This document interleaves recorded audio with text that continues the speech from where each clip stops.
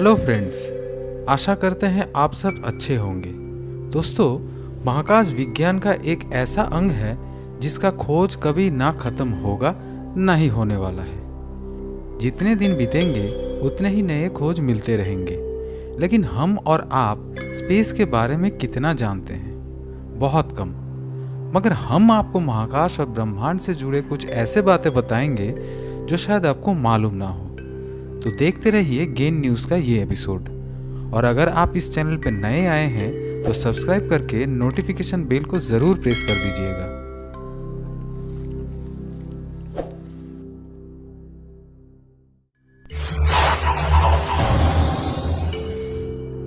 Friends, पृथ्वी में हम जितना भी आवाज़ सुनते हैं उसका सबसे बड़ा कारण है वायुमंडल।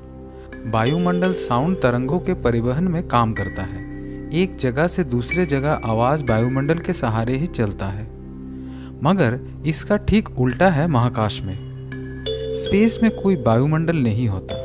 इस कारण वहाँ एकदम शांत परिवेश है और कोई ग्रेविटी ना होने के कारण कोई भी वस्तु या फिर इंसान तैरते रहते हैं। किसी भी स्पेस शिप के साथ अगर एस्ट्रोनॉट्स बंधे ना हो तो महाकाश में खो जाएंगे और उनको ढूंढना नामुमकिन हो जाएगा।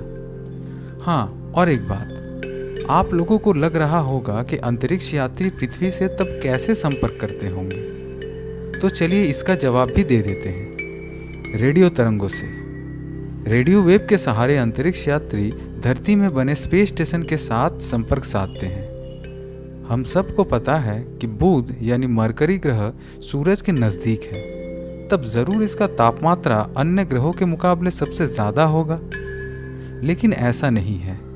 मरकरी में वायुमंडल प्रॉपर ना होने के कारण सूरज से निकला तापमात्रा वहाँ नहीं रुकता बल्कि वापस फैल जाता है। सौरमंडल में सबसे ज़्यादा टेम्परेचर होता है वेनस में। शुक्र ग्रह में कार्बन डाइऑक्साइड होने के कारण सूरज से निकला गर्मी वायुमंडल के अंदर ही रह जाता है, बाहर नहीं निकल पाता। इसके कारण वहाँ तापमान 462 डिग्री सेल्सियस रहता है, जो कि सौरमंडल का सबसे गर्म ग्रह है। दोस्तों, धूमकेतुओं को देखना किसे नहीं पसंद है। हमारे स्कूल में हेलेस कॉमेट के बारे में सुना था। उसके ऊपर हमारी उत्सुकता तभी से बढ़ी। लेकिन अपने आंखों से देखने का सौभाग्य शायद हम कम लोगों को मिला होगा, क्योंकि ये सामान्य धूमकेतु नहीं है। हर 76 वर्ष बाद ये पृथ्वी से दिखाई देता है। पिछली बार इसको 1986 में देखा गया था और अगली बार 2061 और 2062 के बीच किसी एक समय देखा जा सकता है। सूरज हमारे सौरमंडल के केंद्र में है और इसी को चक्कर लगा रहा है पृथ्वी और सब ग्रह। वैज्ञानिकों का मानना है कि सौरमंडल के ज़्यादातर ग्रह, एस्टेरॉइड्स और कई चीज़ें हैं जो सूरज से टूटने के कारण बने हैं, यानी ये सब सूर्य के अंश हैं। लेकिन क्या आपको मालूम है, सौरमंडल के अंतर्गत जितने ग्रह, उपग्रह, एस्टेरॉइड्स, धूल, गैस, इन सब का लगभग मिला के जितना द्रव्यमान निकलता है उसका 99% सिर्फ सूरज का ही है। इसी के कारण सूरज का ग्रेविटेशनल फोर्स ग्रहों के ऊपर इतना ज़्यादा काम करता है। ब्रह्मांड कितना विशाल है इसका अंदाज़ा लगाना मुश्किल है, और इस ब्रह्मांड में कितने आकाशगंगाएं हैं ये भी खोज के विषय है। लेकिन कुछ के बारे में जानकारी लगाया जा चुका है, जैसे कि एंड्रोमेडा, मिल्की वे, वर्लपूल और कई गैलेक्सीज। इनमें से मिल्की वे गैलेक्सी में है हमारे मध्यम वर्गीय तारा सन। खोजकर्ताओं के मुताबिक अब तक 125 बिलियन गैलेक्सीज को देखा जा सकता है या फिर इनके बारे में पता लगाया जा सकता है। और हमारे मिल्की वे आकाशगंगा में 100 से 400 बिलियन तारे हैं। पृथ्वी से सबसे नज़दीक में स्थित स्पाइरल गैलेक्सी है एंड्रोमेडा गैलेक्सी। एंड्रोमेडा जैसे कुछ और गैलेक्सियों के बारे में आपको हमारे इस चैनल में मिल जाएगा।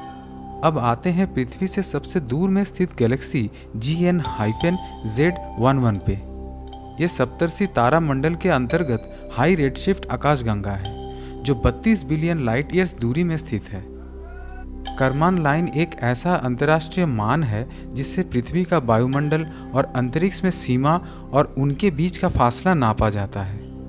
फेडरेशन एरोनॉटिक इंटरनेशनल के मुताबिक सी लेवल से 100 किलोमीटर ऊपर वाले रेखा से करमान लाइन शुरू होता है, लेकिन नासा और यूएस एयरफोर्स इसे नहीं मानते। उनका ये नाप समुद्र के जलस्तर से 80 किलोमीटर ऊपर में से शुरू होता है।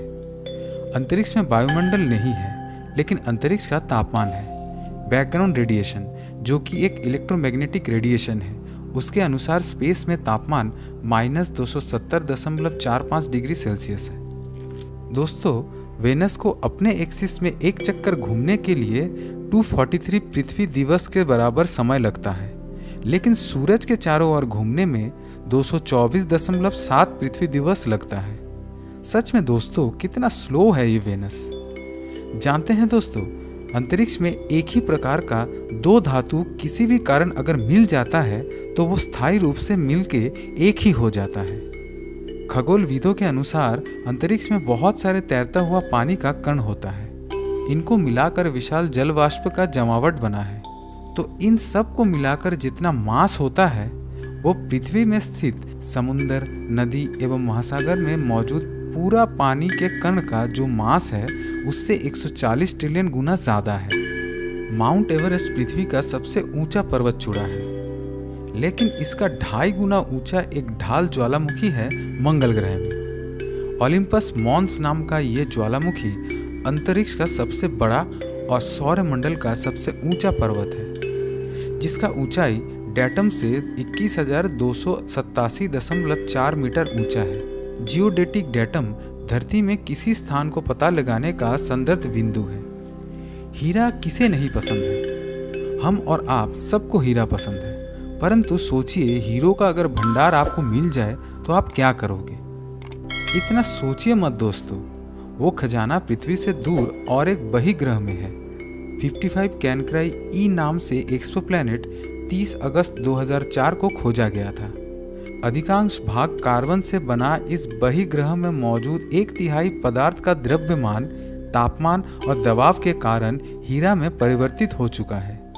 55 कैनक्राई ई नाम का बहिर्ग्रह 55 कैनक्राई ए नाम से बना एक तारा का चक्कर लगाता है और सबसे पहला खोजे जाने वाला ये महापृथ्वी का व्यास हमारे पृथ्वी से 2 गुना ज्यादा है। अंत में एक और मजेदार तथ्य आपके साथ शेयर करता हूँ। नासा के द्वारा स्वीकृत सूट का कीमत इतना $। है। सूट का कीमत इतना क्यों हुआ जानते हैं? बैकपैक और कंट्रोल मॉड्यूल के कारण, जो कि इन पूरा कीमत का 70% है। तो दोस्तों, ये था आज का फैक्ट्स। फिर मिलते हैं अगले एपिसोड में, लेकिन जाने से पहले वीडियो को लाइक और शेयर करना ना भूलें। धन्यवाद।